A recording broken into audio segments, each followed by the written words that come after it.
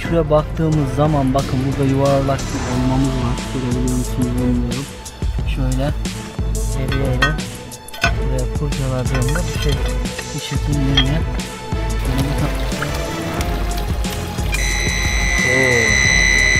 Bakın.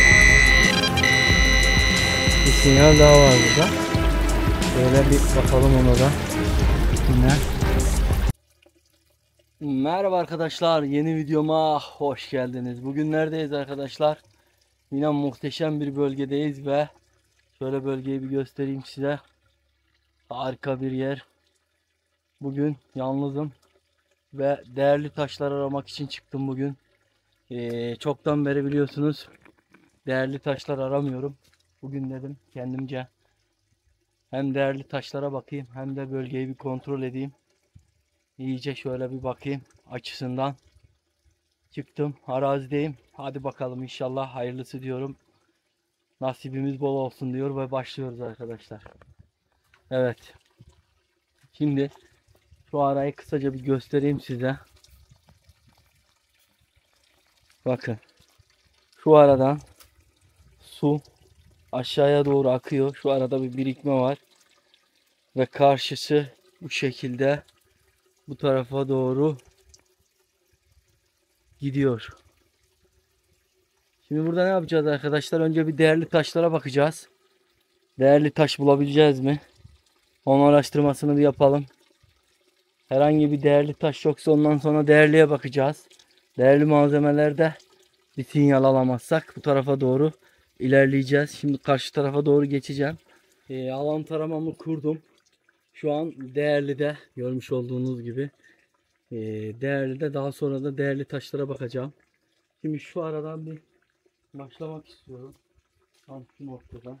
Bakın şu araya. Tam suyun içerisine giriyorum. Ve şöyle alan taramamı kaldırdığımda bakın geriye doğru atıyor. Görmüş olduğunuz gibi bu şekilde geriye doğru atıyor. Biraz ilerliyorum bu tarafa. Böyle şu şekilde bir daha kaldırayım. Evet. Dolanıyor ve geriye doğru atıyor arkadaşlar. Görmüş olduğunuz gibi. Burada da yine böyle bir dere akıyor. Bu tarafa doğru gidelim. Şöyle. Taraftan bakalım. Evet.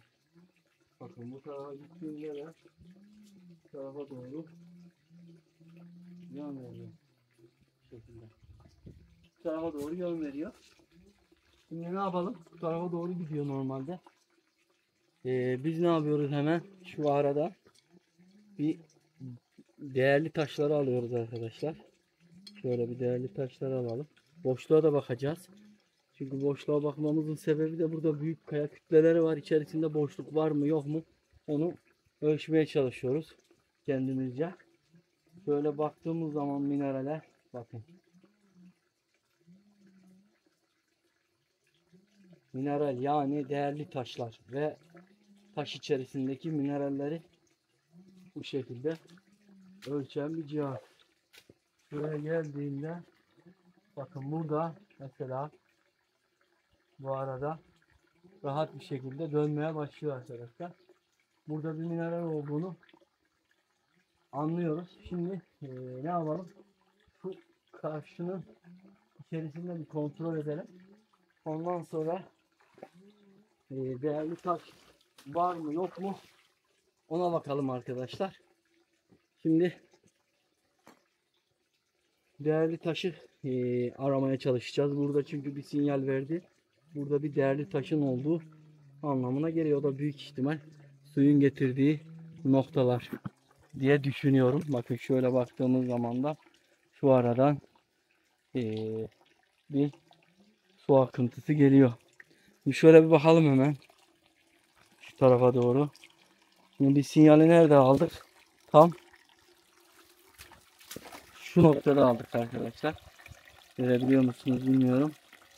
Tam şu noktadan bir sinyal aldık ama yukarısı da içe doğru kasa gibi bir nokta var.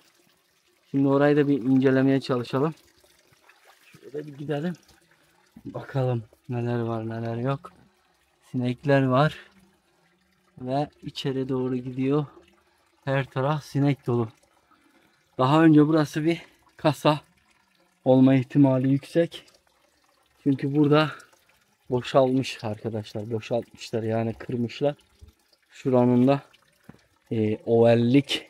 oval olduğunu rahat bir şekilde görebilirsiniz. Bu da ne demek olur? Bu da burada bir kasa varmış. Açmışlar. Şöyle baktığımızda da suyun biriktiği noktada bu ara şekilde bir nokta. Şimdi şurayı bir kontrol edelim. Herhangi bir değerli taş var mı? Yok mu ona bir bakalım. Ondan sonra yine devam edeceğiz. Şimdi burada boşaltmamız lazım bunun içerisini.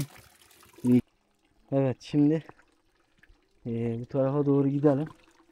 Şöyle bu arada bir değerli taşımız var dedik. Şöyle içerisine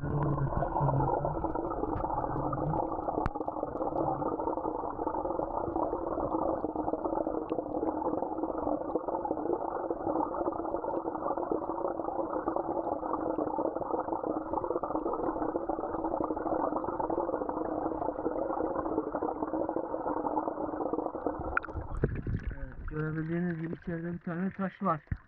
Şu arada eldivenlerimi giydim çünkü içeride yılan falan olma şeyi daha çok arkadaşlar. O yüzden şöyle bir taş gördüm sanki ben. Gördüğüm için de bir karıştıracağım orayı. Şimdi bozmadan karıştırmaya çalışacağım. Şöyle mesela burada büyük bir taş var. Büyük bir taş. Nerede bizim o taş? Evet, taş. Tam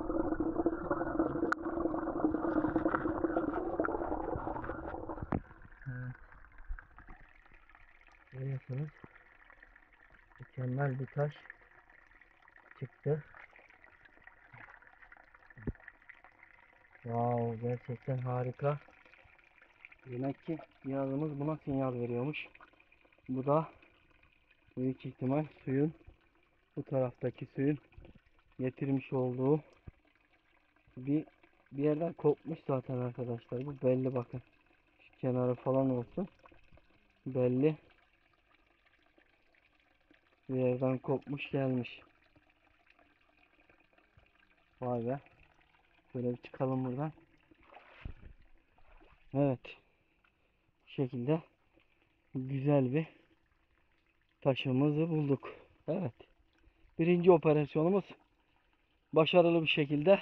Ne bu taş diye soran olan olursa arkadaşlar, bu ametist taşı büyük ihtimal, ki ona benziyor zaten. Yarı tarafı oluşmuş ve yarı tarafı da daha oluşmamış.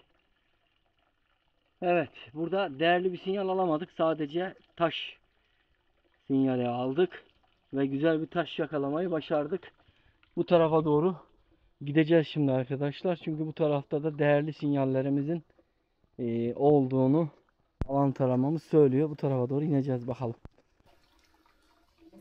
Evet, şimdi buradan ayrılıyoruz. Burada başka bir şey yok. Şu arada bir işaret var. Tekrardan o işarete de bir bakalım. Bakın şu arada mesela güzel bir işaretimiz var. Bu alan taramanın göstermiş olduğu nokta arkadaşlar. Bakın burası. Çok güzel bir işaret. Şimdi buradan aşağıya ineceğiz. Bir de aşağıyı detaylı bir şekilde kontrol edeceğiz. Bakalım karşımıza başka güzel şeyler çıkacak mı? Şimdi şöyle baktığımızda bakın burada da bir oyma var. Yine işaretleri de takip ediyoruz arkadaşlar. Kaçırmıyoruz. Bakın burada da bir oyması var yine. İçe doğru giden. Ama herhangi bir sinyalin olmaması biraz kafaları karıştırıyor. Ben şu aralardan çok şüphelendim. Mesela hani böyle bizlere resim yollayan arkadaşlar da oluyor bazen. Bakın şu arada mesela çok güzel bir yapının olması ama herhangi bir sinyalin olmaması, bu da ister istemez tabii ki ne yapıyor? Bizi üzüyor. Mesela şuranın da çok güzel bir kasa olup karşı tarafında ikinci bir kasa olması, mesela şuranın ikinci bir kasa olması çok güzel. Hatta şöyle biraz daha yaklaştırayım size doğru. Bakın şu ara küçük bir kasa ama içerisinde herhangi bir sinyal yok.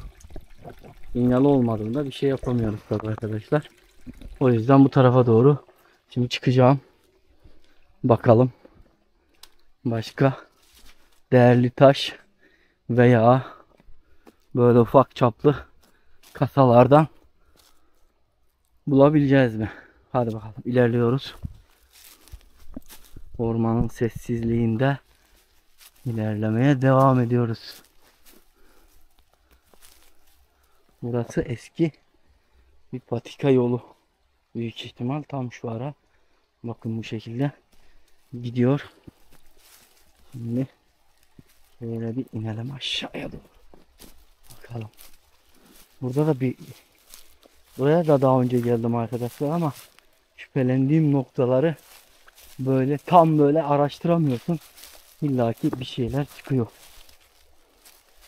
O yüzden bugün daha net ve detaylı bir şekilde araştırmak için buradayım. Evet, şimdi şurada eskiden kalma, bakın 1, 2, 3 tane merdiven var. 3 basamaklı merdiven. Benim sırrını çözemediğim nokta şu ara. Bakın şöyle göstereyim. Ayakta durabilirsem. Şu aranın sırrı gerçekten çözülmüyor. Neden? Çünkü orada bir oyma var. Aynı zamanda altın havuzu karşısı taş. Mükemmel bir şekilde düzetlenmiş, yani böyle dümdüz yapılmış. Altı da hatta daha bu şekilde duruyor. Ama büyük bir definenin gizlendiğini buraya söyleyebilirim. Çünkü ne kadar araştırsak da hep ufak şeyler bulduk. Hiç böyle büyük defineler bulamadık maalesef. O yüzden ben de tekrar inceleyerekten sizlere anlatmaya çalışıyorum. Bak mesela şu kaya çok büyük bir gizem mesela orada. Niye diye sorursanız, çünkü sanki böyle şu şelalenin altında kocaman bir oda var, giriş varmış gibi.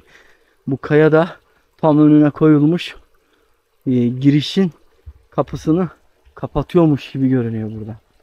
Yani şimdi siz tam böyle detaylı içerisinde olmadığınız için videonun biraz size tuhaf geliyor olabilir ama üstü düzlenmiş, altın havuzu yapılmış, karşısı düzetlenmiş, bu taş buraya konmuş ve devamı yok. Yapboz gibi yani. Yapbozun devamı yok. O da gerçekten tuhaf bir şeylerin olduğunu bize gösteriyor sanki. Şimdi devam ediyoruz arkadaşlar. Bu tarafa doğru. Şimdi şu suyun içerisinden geçeceğim. Karşıya, orayı bir detaylı bir şekilde arayacağım. Evet. Şimdi şuraya baktığımız zaman bakın burada yuvarlak bir oymamız var. Görebiliyor musunuz bilmiyorum. Şöyle levyeyle buraya kurcaladığımda bu şekil levye böyle bu tarafından çıkıyor arkadaşlar. Yani şöyle de gösterebilirim. Bakın levyenin ucu burada. Burada bir oyma var ve burada bazı çizelgeler var. Bakın. Görüyor musunuz? Bu da hep nereye gösteriyor? Bu tarafa doğru gösteriyor. Şimdi suyun içindeyim. İnşallah çukur mukur yoktur. Böyle bir ilerleyeyim. Bataklık falan var mı acaba?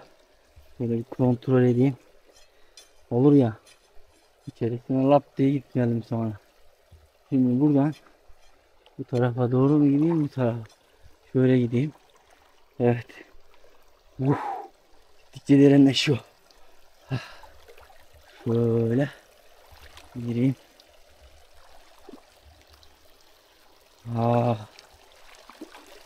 Evet.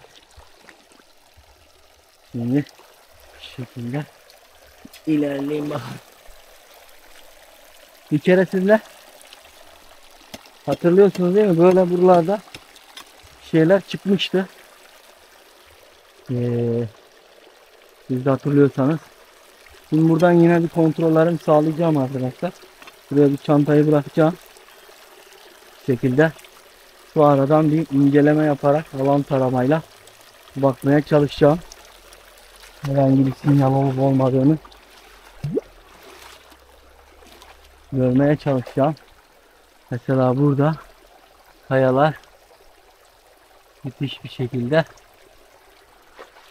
konulmuş. Ve hepsinin ayrı ayrı bir gizemi var.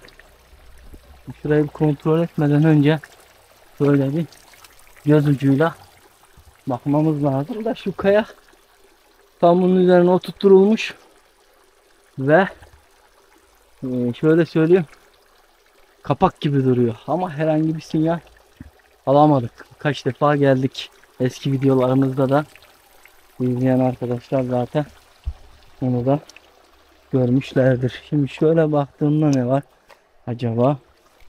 Böyle baktığımda herhangi bir şey göremiyorum. Arkadaşlar siz de yorumlarda bir nokta görürseniz eğer, kafanıza takılan başka bir yer görürseniz bana söylerseniz, yorumlarda yazarsanız sevinirim. Bazı noktaları çözmeye çalışıyoruz şu an. Sizlere detaylı bilgiler vermeye çalışıyoruz. Evet arkadaşlar, şimdi alan taramamı, değerli malzemeyi aldım ve şu aradan bir kontrol edeceğim. Şu arayı bir kontrol etmemiz lazım. Bu şekilde kaldırdığım zaman bakın böyle bir dönüyor. Gidelim bakalım.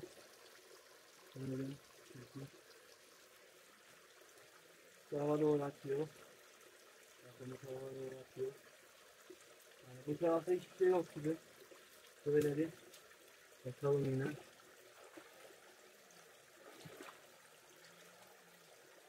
Bakın bu arada dönmeye başlıyor. Görüyor musun? Bu arada dönmeye başlıyor arkadaşlar. Şimdi bu arada niye döndü? Bunu da anlamadım. Acaba bunun altında falan mı bir şey var? Şöyle baktığımız zaman bu arada mı bir şey var acaba bilmiyorum. Bakacağız şimdi. Biz de şu aradan inelim. Böyle. Bu aradan inelim.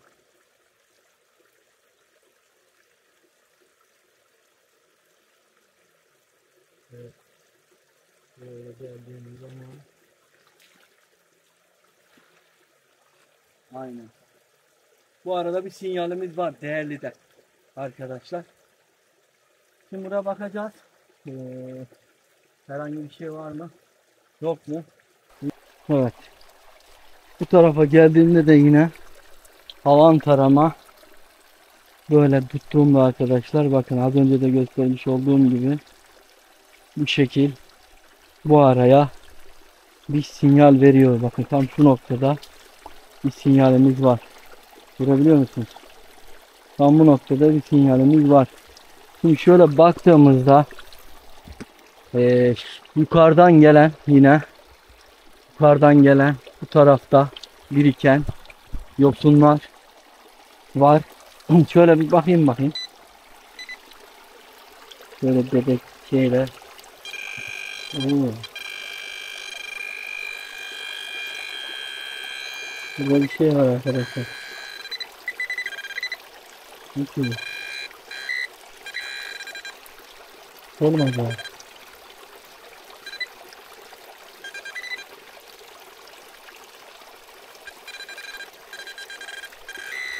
Bu arada bir elimi daldırayım bakın. Heh. Bir konserve kapağı. Güzel. Bu neymiş böyle? Bu ne geziyor ki buradan anlamadım. Ha? Şaşırtıcı yani. Kontrol ve kapağı çıktı arkadaş. Başka bir şey var mı? Şöyle bakalım. Oo, bakın. Bir sinyal daha var burada. Şöyle bir bakalım ona da. Bu ne? Bakın. Bakın arkadaşlar. Şöyle göstereyim. Bakın buraya gelmiş para. Sikke. Buraya saplanmış. Görebiliyor musun? Bu para. Bir yıkayalım bakalım. Böyle. Nasıl bir paraymış bu? Şimdi Atatürk mü var neymiş bu? Şöyle bir para arkadaşlar. Üstünde ne yazıyor? Aa ben ne?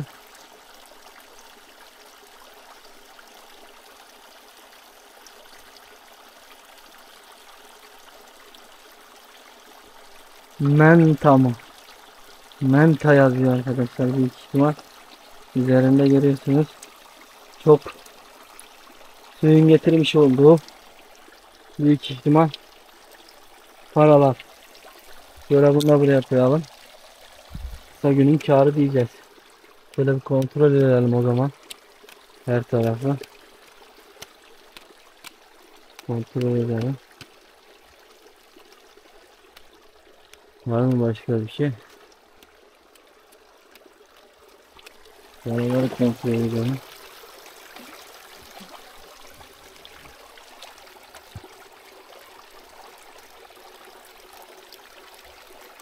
Başka da bir şey yok gibi arkadaşlar. Şuraya bakacağım bir de.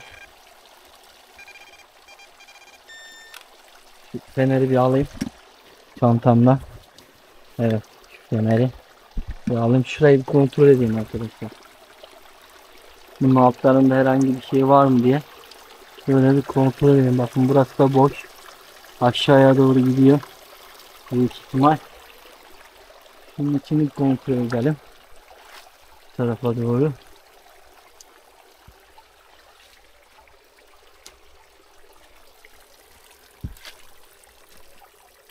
Burada bir örümcek ağı var. Görebildiyseniz. Başka ne var? Bunun içerisinde ne var?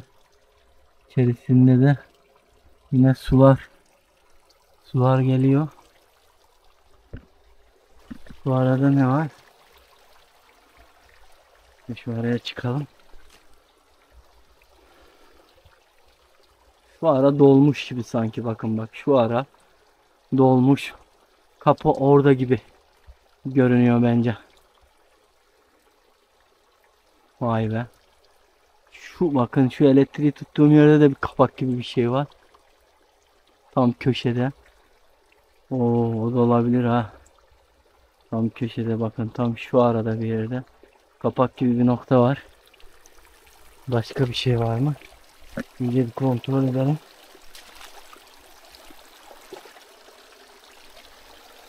Bunun içerisinde bir şey var mı? Yok. Ama şu arada, bakın şu arada bir şey var gibi. Ona bile bir yerine bakacağım. Geriye bir alayım. Bunun altı boş gibi arkadaşlar. Evet. Geriye bayağı gidiyor. Bakın burası da boş. Görüyor musun? İçerisinde büyük ihtimal kasalar olma imkanı çok yüksek. Şuradan bir daha bakacağım arkadaşlar. Alan taramayla. Şöyle kamerayı da şu şekilde bırakayım çünkü kamera tutacağım yok. Kafama takamıyorum. Kusuruma bakmayın. Şöyle bir bakacağım bunu. Evet. Şu arada bir daha bakacağım. Alan taramayla. Şu arada bir daha bakacağım.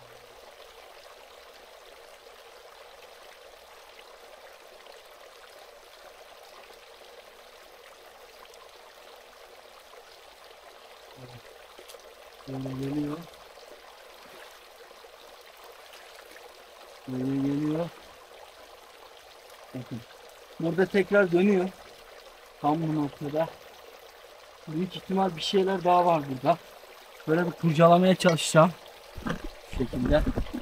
Siz de görün. En azından. Kamerada bir yerinde dursa.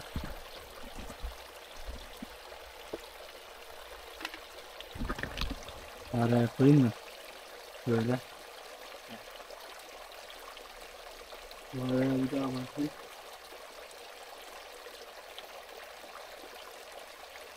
Ne diyeyim puantı?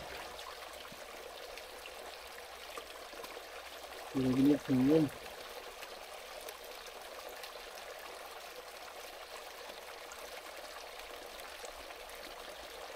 Nereye girişeyim bakayım.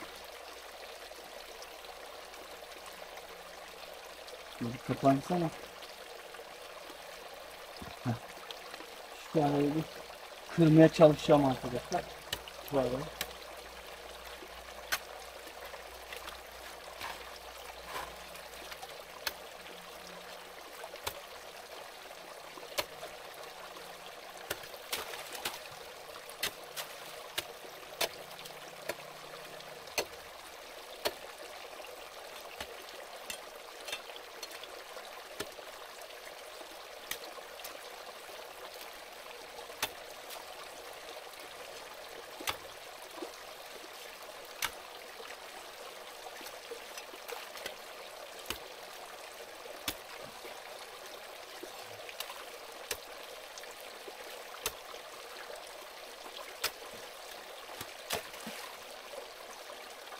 Evet. Biraz kırdım. İşte tekrardan bir daha bakalım şöyle. Herhangi bir şey var mı?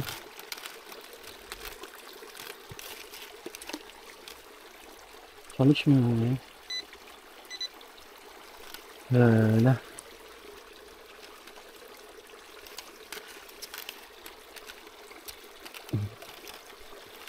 Maalesef.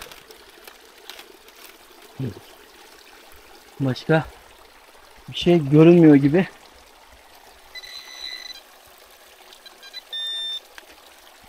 Hayret, tam buradan bir sinyal alıyoruz. Bakın şöyle göstereyim.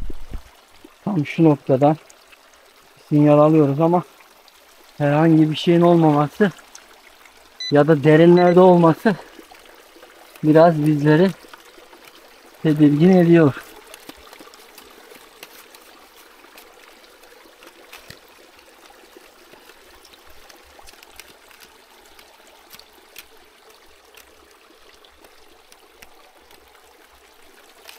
Büyük dedektörle bakmak lazım buralara arkadaşlar. Yalnız noktayı bulduğum gibi burada da büyük ihtimal yine bir para vardır ya da 3-5 malzeme olma imkanı yüksek, burası şelale çünkü. Vay be. Güzel bir noktadayız. Hadi bakalım devam ediyoruz. Başka noktalara doğru gidelim. Başka bir yerler bulabilecek miyiz? Evet arkadaşlar, bugün bulduğumuz iki tane güzel eser. Bir tanesi şöyle göstereyim. Muhteşem bir değerli taş, ametist taşı. Bazı noktalar oluşmuş, bazı noktalar oluşmamış. Ondan sonra şöyle güzel bir yine menta paralarından, eski Yunan dönem paraları, yani eski Yunan döneminden kalma paralardan bir tane bulduk. Maddi değeri fazla yok ama yine de bulduk, elimiz boş kalmadı. Bir de şöyle kavanoz kapağı bulduk arkadaşlar. Sizlere göstermek istedim bulduğum şeyleri. Ve ne diyoruz? Güzel manzaradan kendinize iyi bakın. Allah'a emanet olun. Yeni videolarda, yeni maceralarda buluşmak dileğiyle diyoruz. Hoşça kalın. Her şey gönlünüzce olsun. Selametle.